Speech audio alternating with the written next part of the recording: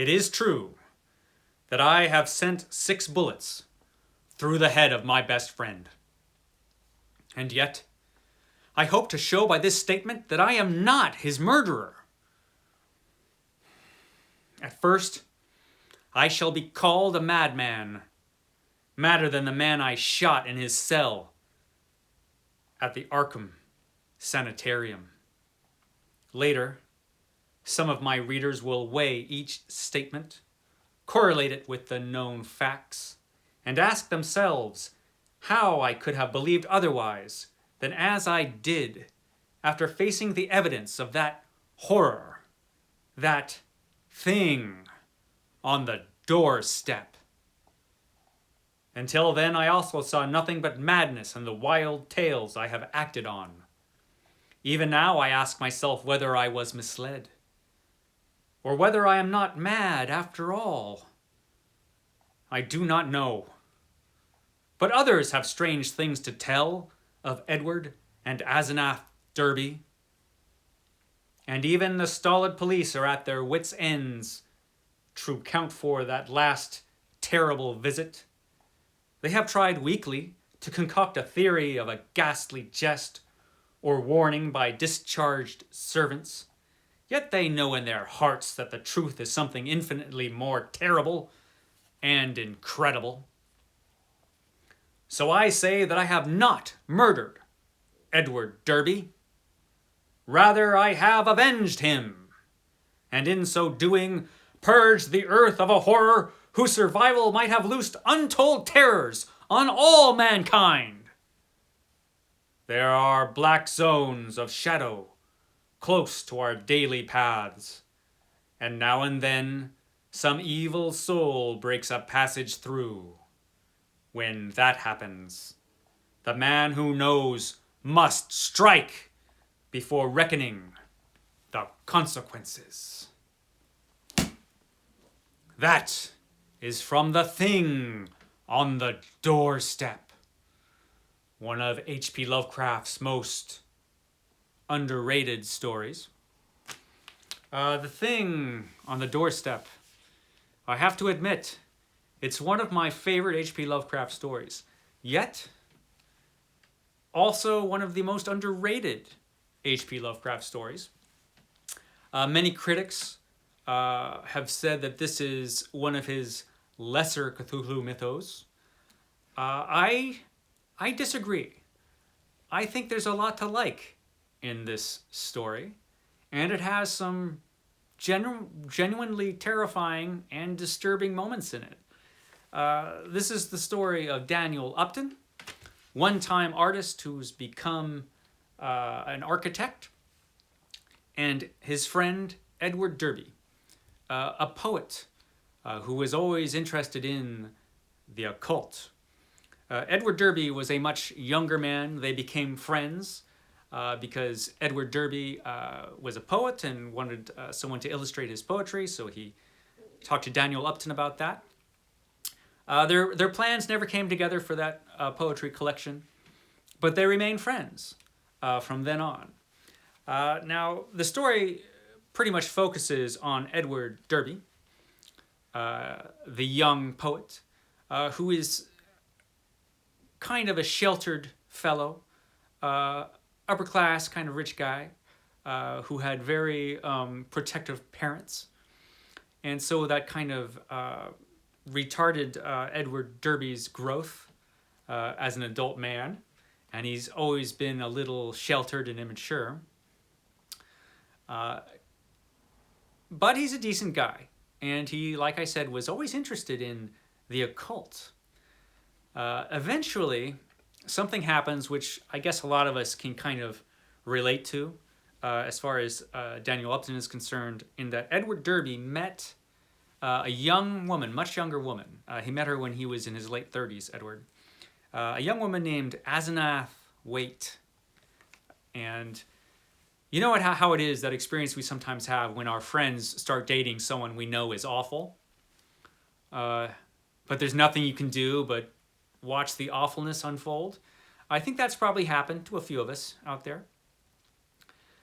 So yeah, Daniel Upton is has to watch his friend Edward Derby begin a relationship and fall in love with Azenath Waite, who he's fascinated by, this creepy young lady. Daniel, I think, sees right away that there's something wrong with this young woman. And it turns out, oh, he's so right. There really is something wrong with Azenath. For one thing, she's from Innsmouth. And if you've read The Shadow over Innsmouth, you know that's trouble. If you haven't read that story, by the way, run right now and read it, because that story is fantastic. And in a lot of ways, this is not a sequel to that story, but it sort of is. It's knowing that story helps you understand this story a lot. Certainly, it clues you in right away that there's going to be something wrong with Azenath. And boy, is there. So Edward, like I said, falls for Azenath and they get married, much against Edward's father's wishes, because Edward's dad sees that there's something wrong with this right away too. It's one of those things where this guy gets in a relationship and everybody else can see, dude, this is going to go so bad. She is... But, Edward is fascinated. For one thing, Azenath is way into the occult as well. Way more than Edward is. And she promises to show him secrets into the occult. And so he's suckered. He goes right along with it. And unfortunately, Azenath is... And we know it's bad. We know it's bad because she's from Innsmouth. And we kind of get an idea, a pretty strong idea if you've read that story, what the deal is with her, because her father was creepy old Ephraim Waite, whose wife always went veiled. So we know from our reading of The Shadow over Innsmouth that Ephraim was involved with a deep one, that Azenath is a deep one, and that eventually, as she becomes older, she will gain the Innsmouth look, probably, among other horrible things. So we know this as Lovecraft readers. We know just where this is going. But poor Edward doesn't. And it turns out Azenath isn't any ordinary deep one. She's also an incredibly powerful sorceress or sorcerer. And as things go along, she gains more and more influence over Edward. And his personality seems to change drastically at times, suspiciously. This is one of those stories that I don't want to give too much away. So I'm just going to talk about a couple of things about this story. First of all, it is an underrated story. It's interesting because there's a couple things in this story that you don't see too much in other Lovecraft stories. First of all, the relationship between Daniel and Edward is a deep, sincere friendship. You can really tell that these two care about each other, that Edward is a really dear friend to Daniel. And you see friendships here and there throughout Lovecraft, but he doesn't usually go too deeply into them. Here he does. Here you get a real sense of how important this friendship was. And so you have a real human connection between these two people in a Lovecraft story, which was sort of a sign, I think, of the maturity of Lovecraft's writing at this point in his career. It's a shame that he died as young as he did.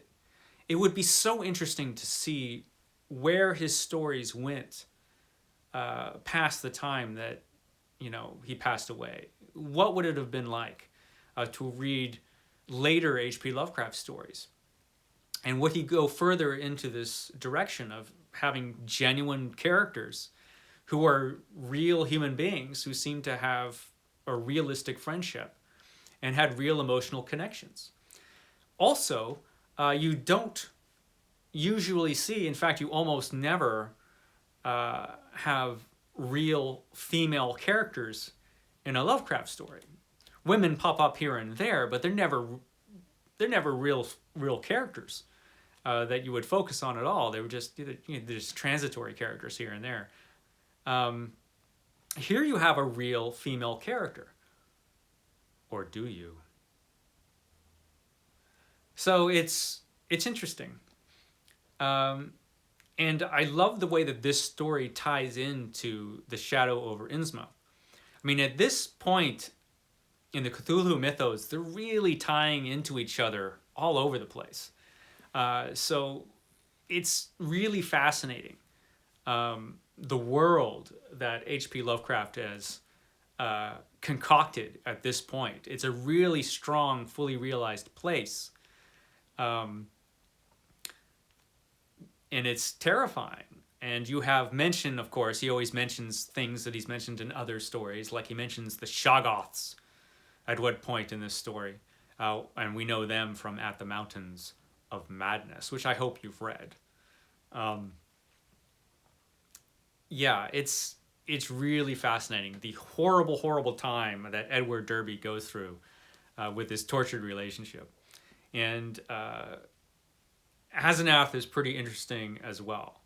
The more you learn about who she is and what she is, the creepier and creepier the story gets. You have a pretty good idea where this story is going pretty early on, but that does not lessen its impact. It just kind of makes it more frightening. And of course, the finale of this story, the last scene in this story, is gold. It's fantastic. It's straight out of an EC comic book. It's just so ghastly and horrible. It's great. It's just pure horror, and I loved it. So there's a lot of things I really, really like about this story. It's gotten some criticism, but I think most of the criticism is probably unwarranted. I think it's a great story. I think it works on so many levels. And every time I read it, I find myself liking it more. So yeah, The Thing on the Doorstep. True, it is probably the least frightening title of any horror title. Hey, look, it's The Thing on the Doorstep. But it is a scary title once you get to the end and you realize what the thing on the doorstep is. Yeah, then it's pretty scary. So yeah, I highly recommend The Thing on the Doorstep. It's great. It's a lot of fun. It's a good scary story. Yeah, so I recommend it wholeheartedly. So that is your Mythos Monday for today here at Stately Vaughan Manor. What's coming up next week? We only have a couple of the big ones left. We have got, okay, what do we got? We've got The Shadow Out of Time. I think that's next week. And that's a big one, The Shadow Out of Time. And then, I believe we have the last great Lovecraft story. In fact, it is the last Lovecraft story, The Haunter of the Dark. So only a couple mythos left here on Mythos Monday. Afterwards, we will be getting to some of his earlier work, a few of his earlier stories that I think are worth mentioning because they were kind of precursors to the Cthulhu mythos.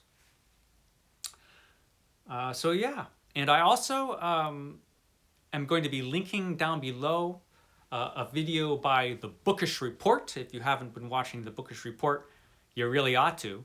I'm going to link a video he did on the story Dagon, which really was a Cthulhu mythos story, just a really, really early one. And I didn't do a video on that, but that's okay because the Bookish Report did, and it's a great one. So I'm going to link that down below because it's awesome. He does great videos, that guy. So yeah, that's all I've got for you today. Catch me back here at Stately Vaughan Manor tomorrow when I have a tag for you. And then it's Graphic Novel Spotlight on Wednesday. And then later this week, I probably sometime will have a a review of Dark Matter by Blake Crouch. So that should be interesting. So I'll catch you then, my friends.